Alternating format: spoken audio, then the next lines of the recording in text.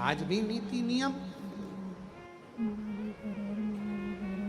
जिसके घर में संपदा की कमी होती है, जिसके घर में कर्जा बढ़ जाता है, लक्ष्मी नहीं आती, बहुत टेंशन की जिंदगी जीता है मनुष्य, व्यापार चल नहीं रहा, बहुत तकलीफ का जीवन चल रहा होता है, तो आज भी नियम है महाराज, आज भी नियम।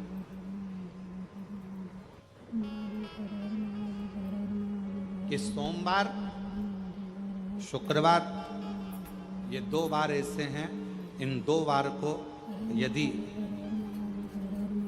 कटोरी में थोड़ा सा शहद रखकर, मधु रखकर यदि लक्ष्मी जी का स्मरण किया जाए और माता लक्ष्मी जी का स्मरण कर कर एक लाल पुष्प उस कटोरी के सम्मुख में माता लक्ष्मी का नाम लेकर रखा जाए और बाद में वही शहद, वही मधु और वही पुष्प सोमवार का दिन और शुक्रवार के दिन लक्ष्मी का पूजन कर कर, स्मरण कर कर, दूसरे दिन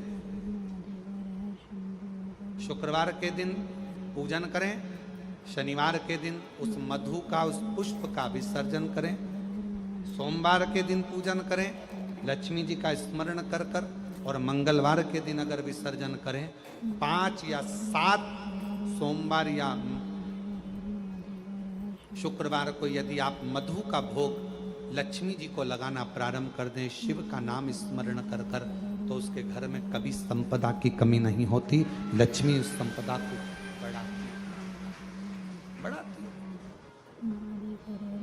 और हम तो यहां तक कहेंगे, प्रयास करो, अगर आपके घर में छोटा सा शिवलिंग विराजमान है, आपके घर में अगर छोटा सा शंकर जी का शिवलिंग है, छोटा सा शंकर भगवान का शिवलिंग है, या आपके घर में कुबेरेश्वर धाम का कंकर है, और आपके घर में यदि शंकर भगवान का शिवलिंग है, या सीहोर का रुद्राक्ष हो, या शंकर भगवान का शिवलिंग हो, या कंकर शंकर हो, तो निवेदन है जहां पर भी शिवलिंग आपके घर में विराजमान है, अगर छोटी सी कटोरी में एक बेलपत्र को आप नीचे रखिए, छोटी सी कटोरी उस बेलपत्र के ऊपर रखकर उसमें थोड़ा सा मधु, शहद शंकर भगवान की साक्षी में शिव जी के सामने अगर शुक्रवार की शुक्रवार रखना प्रारंभ कर दो, धीरे धीरे संपदा की वृद्धि अपने आप होना प्रारंभ होगा।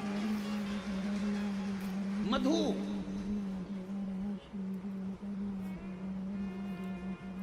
छठ के दिन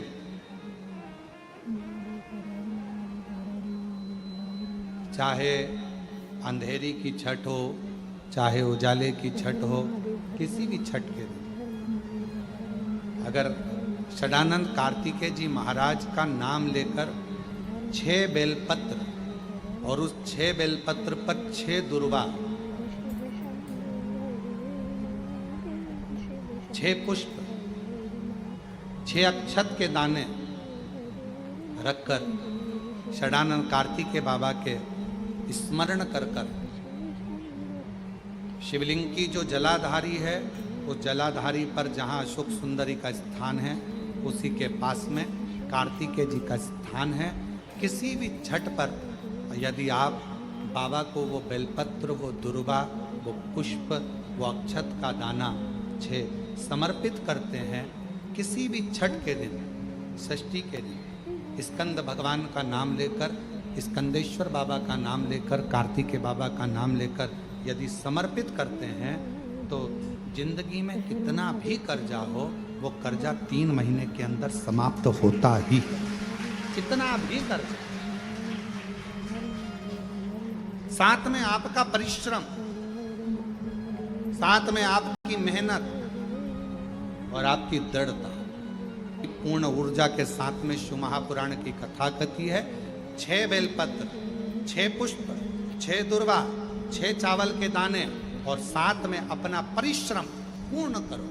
छठ के दिन स्कंद भगवान का नाम लेकर, स्कंदेश्वर का नाम लेकर भगवान शंकर के जलाधारी पर समर्पित करो, शिव जी से प्रार्थना करो और अपनी मेहनत को 4 चांद लगाओ, कर्जा चूकेगा जरूर, समाप्त जरूर। गणेश जी की स्कंद षष्ठी है, स्कंद छठ होती है, षष्ठी होती है। ये भादो के पावन महीने में पूरे वर्ष में केवल एक दिन स्कंद षष्ठी आती कि स्कंद भगवान के अगर केवल स्कंद पुराण को भी कोई जीव श्रवण कर लेता है तो मृत्यु जीते जी भी उसके लिए मार्ग प्रशस्त होकर एक बार वो भगवान का दर्शन भले वो किसी रूप में करे, पर मरने से पहले उसको ऐसा महसूस होता है कि मैं बैकुंठ का दर्शन कर कर आया हूं। ये उसको भान होता है स्कंद पुराण को मात्र श्रवण कर लेने से। मात्र श्रवण। स्कंद भगवान का पूजन करा, भगवान शंकर का शिवलिंग बनाया, शंकर भगवान के गणेश जी को और स्कंद देव को बिठाकर पूजन किया। इतना पूजन करा विश्वामित्र और सत्याव्रत ने, इतना पूजन करा, भगवान विष्णु ने कहा नया रास्ता बना दिया जाए। विश्वामित्र जी ने धर्म से स्कंद देव से कहकर एक मार्ग का निश्चय किया। उस मार्ग पर राजा सत्याव्रत चलकर जाने लगे। जब थोड़ी दूर पर राजा सत्याव्रत पहुंचते सी उसी समय पर इंद्र को जलन होने लगी कि जीते जी तो कोई आ ही नहीं सकता, तो ये मरा हुआ ये जीते जी कैसे आ गया। इतने में इंद्रदेव ने उसी समय राजा सत्याव्रत को ऊपर से नीचे धक्का मार दिया। धक्का दिया, राजा सत्याव्रत नीचे आ गया। बैकुंठ के मार्ग से धक्का देकर राजा सत्याव्रत को नीचे फेंक दिया। राजा सत्याव्रत ने विश्वामित्र जी से कहा मेरा तप, मेरी साधना और स्कंद देव ने मुझे मार्ग दिया, इसके बाद भी इसने नीचे क्यों फेंका? मैं नहीं जानता, पर तू चिंता मत कर। विश्वामित्र जी ने कहा फिर स्कंद देव की पूजन कर। महाराज एक बेलपत्री एक तुलसी, एक बेलपत्री एक तुलसी, एक बेलपत्री एक तुलसी स्कंद देव को चढ़ाया गया। और जब बेलपत्र और तुलसा चढ़ाया गया, स्कंद देव प्रसन्न हो गए महाराज। और प्रसन्न होकर कहा, भगवान नारायण को याद किया। भगवान विष्णु ने कहा मांगिए क्या चाहिए। स्कंद देव ने कहा एक काम करो, बैकुंठ तो दुनिया जाती है, इनके लिए अलग बैकुंठ का निर्माण करा जाए, अलग से बैकुंठ बनाया जाए। बैकुंठ लोक और मृत्यु लोक के बीच में एक बैकुंठ बना दिया गया और उस बैकुंठ पर मार्ग प्रशस्त करा सत्याव्रत के लिए। जब राजा सत्याव्रत के लिए मार्ग प्रशस्त करा, तब भगवान विश्वामित्र को लगा कि बैकुंठ तो हवा में टंग रहा, कहीं वापिस सत्याव्रत ऊपर चढ़ा और नीचे गिर गया तो करा क्या जाए। तब भगवान विश्वामित्र जी ने उसी समय पर एक बड़ा सा खंबा ले जाकर उस बैकुंठ में लगाया। खंबे को लगाया, सत्याव्रत ऊपर गया। जाने के बाद जैसे सत्याव्रत ने प्रणाम करा, प्रणाम करते ही बैकुंठ का दर्शन करते ही एक अश्रु उस खंबे पर गिरा। उस खंबे पर गिरते ही वो अश्रु के खंबा स्पर्श होने से नारियल का वृक्ष प्रकट हो गया।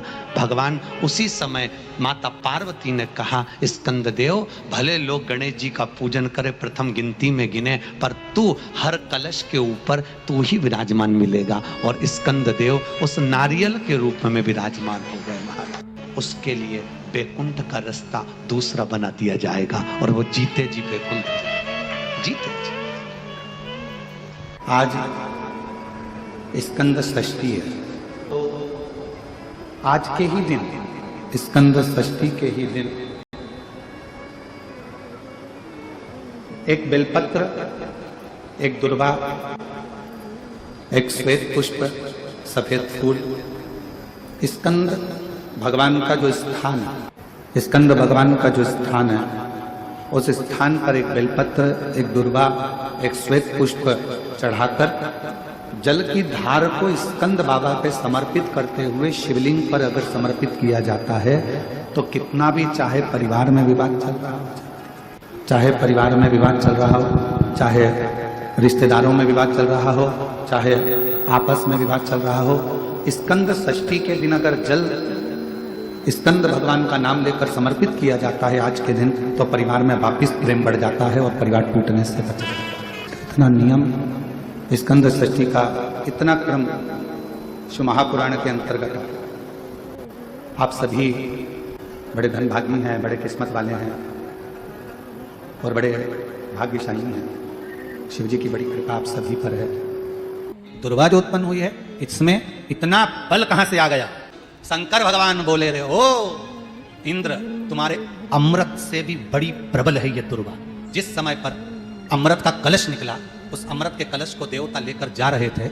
ले जाते राक्षसों से छुड़ाकर सबसे पहले इन्होंने समुद्र के किनारे पर उसको छुपाया। उस जगह पर भगवान विष्णु की जंघा के रोम पड़े थे जिससे दुर्गा उत्पन्न हुई थी। उस दुर्गा पर इस कलश को रखा, रखते ही एक देवता ने उसके उठाकर देखना चाहा तो उसमें से थोड़ा सा भाग अमृत का नीचे गिर गया जो दुर्गा पर पड़ गया। और आगे गए, फिर इसको छुपाया, वहां भी दुर्गा थी। फिर और आगे गए, वहां भी दुर्गा थी। सुनिंद्र, तेर को जो अमृत मिला तूने एक बार में पिया।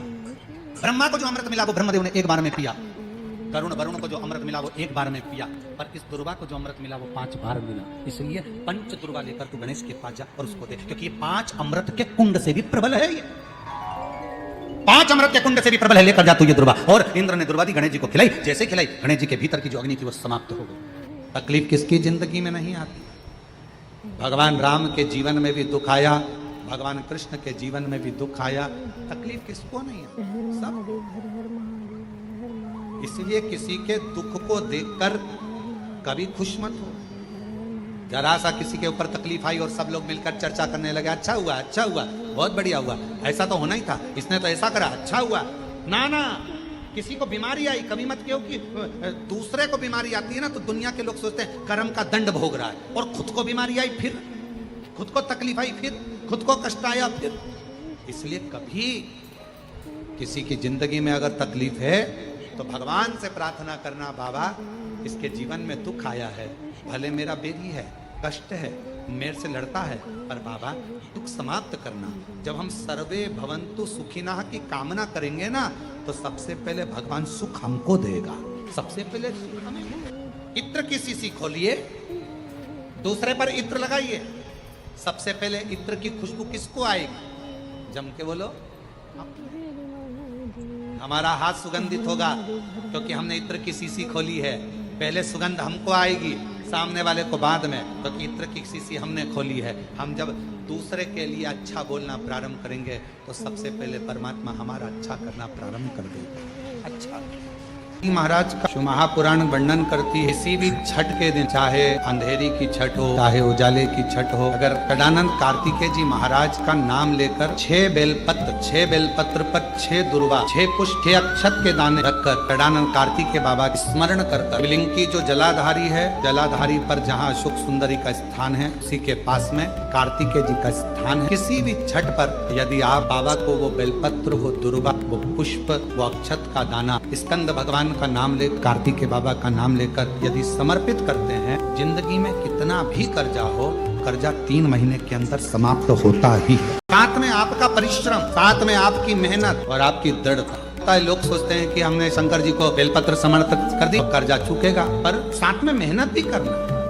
अगर आपके घर में छोटा सा शिवलिंग विराजमान है, या आपके घर में कुबेरेश्वर धाम का कंकर है, और आपके घर में यदि शंकर भगवान का शिवलिंग है, या सीहोर का रुद्राक्ष हो, या शंकर भगवान का शिवलिंग हो, या कंकर शंकर हो, तो निवेदन है जहां पर भी शिवलिंग आपके घर में विराजमान है, अगर छोटी सी कटोरी में एक बेलपत्र को आप नीचे रखिए, छोटी सी कटोरी उस बेलपत्र के ऊपर रखकर उसमें थोड़ा सा मधु, शहद, शंकर भगवान की साक्षी में शिव जी के सामने अगर शुक्रवार रखना प्रारंभ कर दो, धीरे धीरे संपदा की वृद्धि अपने आप होना प्रारंभ होगा। मधु, इसलिए आज भी नियम है, जिसके घर में संपदा की कमी होती है, जिसके घर में कर्जा बढ़ जाता है, लक्ष्मी नहीं आती, बहुत टेंशन की जिंदगी जीता है मनुष्य, व्यापार चल नहीं रहा, बहुत तकलीफ का जीवन चल रहा होता है, तो आज भी नियम है महाराज कि सोमवार, शुक्रवार, ये 2 बार ऐसे हैं, इन 2 बार को यदि कटोरी में थोड़ा सा शहद रखकर, मधु रखकर यदि लक्ष्मी जी का स्मरण किया जाए और माता लक्ष्मी जी का स्मरण कर कर एक लाल पुष्प उस कटोरी के सम्मुख में माता लक्ष्मी का नाम लेकर रखा जाए, और बाद में वही शहद, वही मधु और वही पुष्प शुक्रवार के दिन पूजन करें, शनिवार के दिन उस मधु का, उस पुष्प का विसर्जन करें, सोमवार के दिन पूजन करें लक्ष्मी जी का स्मरण कर कर, और मंगलवार के दिन अगर विसर्जन करें, 5 या 7 सोमवार या शुक्रवार को यदि आप मधु का भोग लक्ष्मी जी को लगाना प्रारंभ कर दें, शिव का नाम स्मरण कर कर, तो उसके घर में कभी संपदा की कमी नहीं होती, लक्ष्मी उस संपदा को। तो यदि नारायण भगवान को भी प्रसन्न करना है तो मुख से क्या कहना पड़ेगा? नमस्तुभ्यम कहते हैं तो आपको लगता होगा कि शंकर भगवान खुश होते हैं, पर शिव महापुराण की कथा कहती है श्री शिवाय नमस्तुभ्यम जब हम बोलते हैं ओम नमः शिवाय जब हम बोलते हैं, नमः शिवाय जब हम बोलते हैं, शंकर जी को एक लोटा जल जब हम चढ़ाते हैं तो शिव जी से ज्यादा प्रसन्न भगवान नारायण हो जाते हैं, भगवान विष्णु। तो यदि नारायण भगवान को भी प्रसन्न करना है तो मुख से क्या कहना पड़ेगा? श्री शिवाय नमस्तुभ्यं। भस्म का श्रृंगार, भस्म का दर्शन और भस्म धारण करना, ये भगवान शंकर की अविरल भक्ति है। और मेरी जीजियों, मेरे जीजाओं, बेटियों, बेटाओं, मेरी माताओं, मेरे बुजुर्ग, मेरे माता पिता तुल्य जितने भी भाई बंधु बैठे हैं, आप सबसे निवेदन करूं, ज्यादा नहीं तो प्रयास करा करो अपने घर में काशी की या उज्जैनी की या जो भी बड़ा शिवालय हो, वहां की थोड़ी सी भस्म अपने घर में होना चाहिए।